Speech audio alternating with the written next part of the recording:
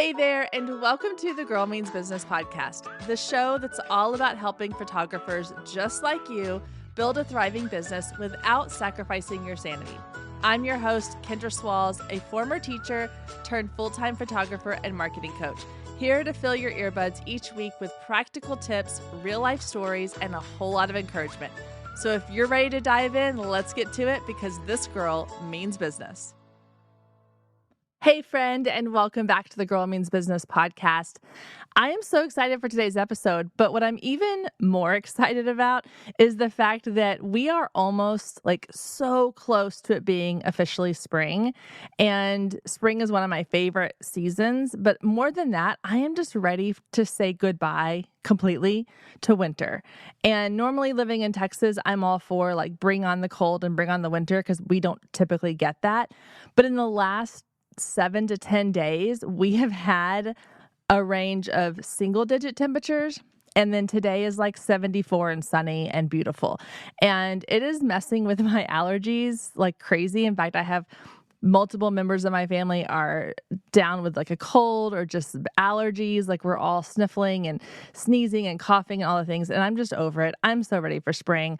So while I'm so excited to get into this episode, I just wanted to take a moment to maybe bring a little sunshine into your day. I know everywhere across the country, we're having these crazy weather swings. So if you're still in it, just know the sunshine, the spring, it's on its way. It's almost here. We are so close. Okay. Now, let's get into today's topic. So I want to kind of take you back for a second to when I started my photography business. I spent a lot of time, much to my demise, on social media, on forums, on other people's blogs and websites, looking at what other people were doing. I spent a lot of time looking at other photographers, at their work, at, what different things they were posting online, and really comparing a lot of what I was doing to what they were doing. Now, obviously, we all know how comparison works. When you are comparing yourself to somebody else, you don't know all the behind the scenes of what they've done to get to that point. You don't know their backstory, and you don't know that, if you're on the starting line and they're halfway, down the road, you're comparing apples to oranges. So comparison is definitely a struggle. But what I also found myself saying in those moments was they are so naturally talented. It must come easy for them. And what I have learned is that while there are people out there who do have a natural talent, a gift, an ability for certain things, really, it's overrated to think that they are just woke up and that's what they were doing.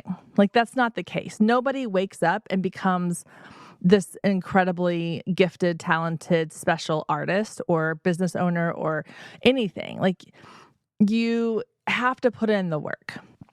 So the whole inspiration behind this episode actually came from another podcast that I was listening to. One of my all-time favorite podcasts is Armchair Expert, and I was listening to an interview they did with Nikki Glaser. And this was kind of right after she hosted the Golden Globes, and they were talking about just her imposter syndrome around feeling like she shouldn't have been there, and that, there's a lot of things in her career that she felt like she was not really qualified for, or that she was just waiting for someone to figure out that she wasn't as good as they all thought she was, so on and so forth. Just the true definition of imposter syndrome. And one of the topics that she brought up was all this kind of work she's been doing on herself and just the things that she's done to kind of overcome those thoughts and ideas and feelings. And one of them was this idea that while natural talent is helpful, it's not the secret sauce to success. It really isn't. Your natural talents and abilities can only get you so far. You have to put in the work.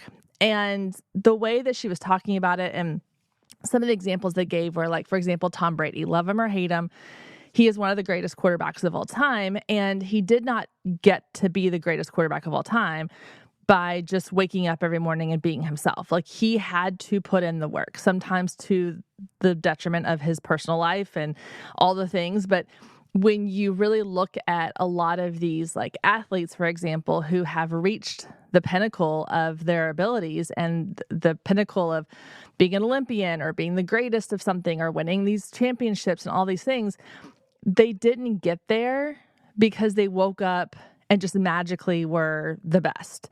They had to put in the work. And I find myself saying this to my oldest daughter a lot. She is a basketball player, loves, like, that's her sport is basketball. And we've been talking a lot lately about putting in the work. And she went to a camp over the summer and they gave them all shirts that said, do the work, and one of her favorite players obviously is Caitlin Clark. We've been watching her play for the last couple of years. And I keep, telling her on the days when she doesn't want to go out and do the work, I tell her, I'm like, what would Caitlin Clark do today? Would she sit on the couch and eat Cheez-Its and watch TV, or would she go outside and would she practice? Like, you have to put in the work. You don't get to be at the top of your game by just sitting on the couch and watching TV. Like, you have to do the work to be better. And I really started thinking about how that applies to us as business owners, as photographers. It's really easy to fall back on this excuse of, well, I just am not talented in that way, or I don't have that vision, or I don't have that, my brain doesn't work in that way. And it's easy to fall back on that and just kind of be like, that's the excuse for why I'm going to let that slide. And I hear this a lot when it comes to things like marketing, because yes, my brain is a little bit more analytical than a lot of other photographers who are more creative brain. I don't know if it's right or left. I get so confused and all that, but I do skew a little more on like the analytical side, a little more on the, mathematics, structure driven. I had to teach myself the creative side. I had to teach myself how to look for things in different ways. And I still have to do that. I still have to put in the work to say, if I want this to be a photo that stands out, if I want to have that creative vision behind it, I have to put the work in. I have to plan ahead. I have to think things through. I have to research. I have to do all the different things. And a lot of times I hear photographers who come to me for help with their marketing, and they'll say, well, I just, I don't have that same natural ability that you have. And yes, my brain does work in a different way, but I still have to put in the work for that. Like, I still have to train my brain to recognize patterns in what other people are doing for their marketing, or train my brain to look for certain things, because I did not wake up one day and magically have all of the insights that I have when it comes to building and growing a business. I had to learn those things and I had to put in the work. And it's easier, obviously, when you enjoy parts of it, when you enjoy the work aspect of it a little bit, but it all comes down to who's putting in the most work. I read this quote somewhere one time and I loved it. It said, success isn't magic, it's math. More effort equals better results. And I think that is so valuable and it's so important to remember. Success isn't magic. When you're looking at other people who have gone before you, when you're looking at other people who have found success ahead of you, it's not magic. They did not wave a magic wand. They didn't make a deal with a fairy godmother. They just put in more effort. And maybe their effort was different than what your effort is, or maybe they took a shortcut, or maybe you didn't see all the work they put in behind the scenes. But to me, that is encouraging. The fact that it's not magic, it's math, that gives me comfort in knowing that if someone else can accomplish success, if someone else can create these stunning, beautiful images, if someone else can go and market their business in a way that is highly, highly successful, and it's not about some magic formula they came up with, or some deal they made with a fairy godmother, or a magic wand they waved, that it truly is just effort, that's comforting to me. And I want it to be comforting to you. I don't want it to be discouraging. I don't want this to come across as like, oh, well, that's frustrating, because now that means that like it's not like this talent that I have. It is still a talent that you have. I'm not saying that any Joe Schmo can pick up a camera and do what you do, but any Joe Schmo can pick up a camera and take a picture. That's the reality. Anybody can pick up a camera. My 8-year-old daughter can pick up my phone and take a decent photo, but there's more to it than just that. And that's exactly what this episode is about. It's about giving you that little nudge of encouragement of like, you want to be great. You want your business to excel. You want to book more clients. You want to create that stunning image. You want to sell out your workshops. You want to do all these things. Then you got to put in the work. And it doesn't mean that it has to be like this all day, everyday thing, but you have to put in the work.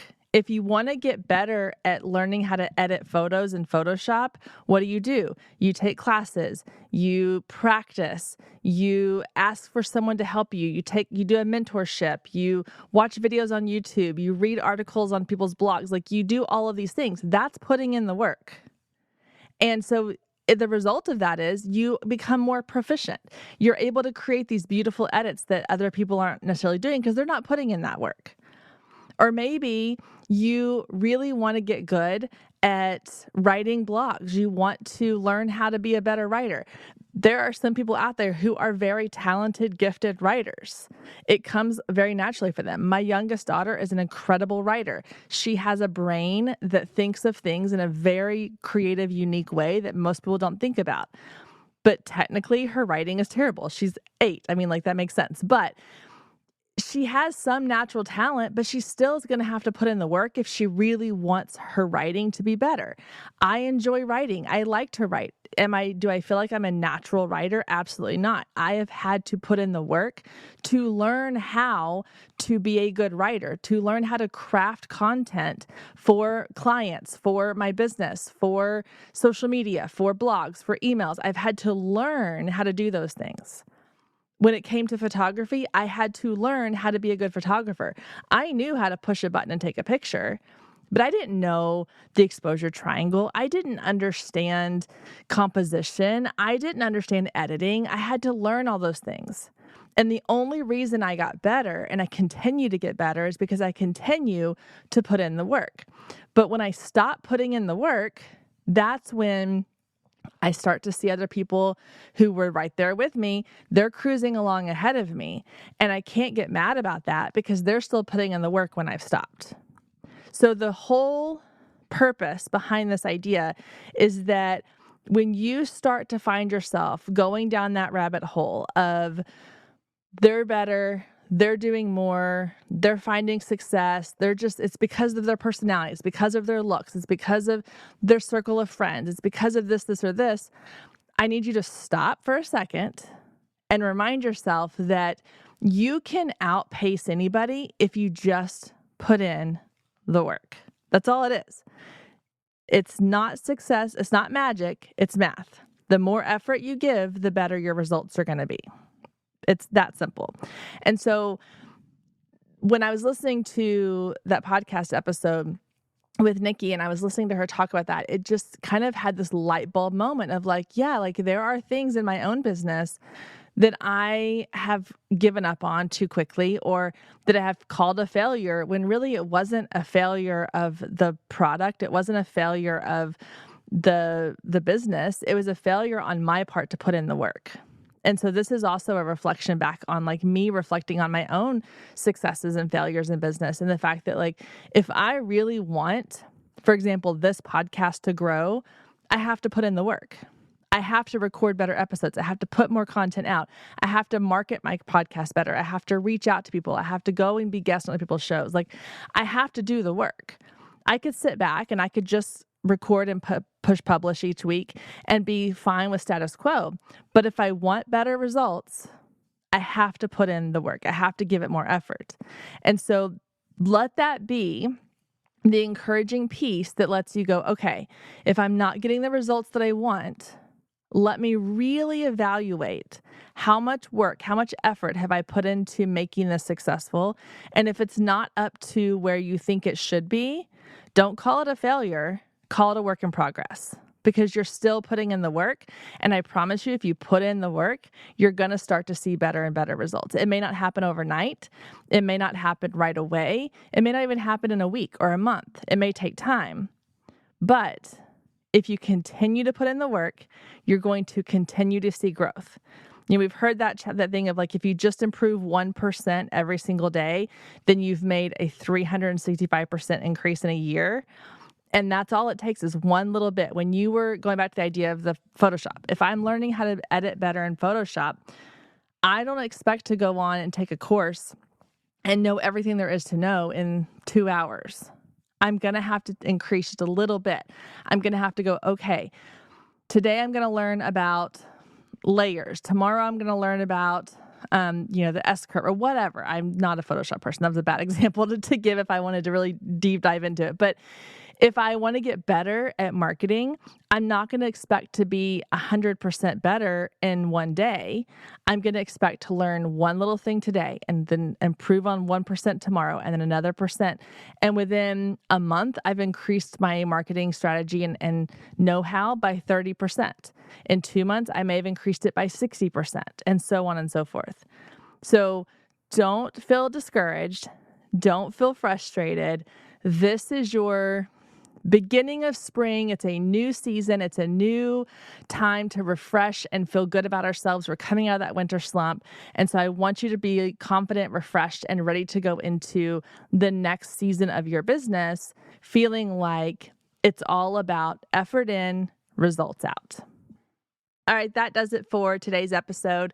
Thank you so much for being here. Thank you so much for supporting the show. I appreciate it so, so much. If you like this episode or you've listened to episodes in the past that you really enjoyed, I would love, love, love for you to go and leave a review for me over on Apple iTunes or on Spotify or whatever platform you are listening to this podcast on. Not only does it help me feel better about the episodes, but it really helps to get the show out there. It pushes it out for more people to find when it has more reviews. So even just a quick review will help push it out to a new audience so that more people can hear and learn from these episodes. So thank you so much again for your support, and I will see you back here next week, same time, same place.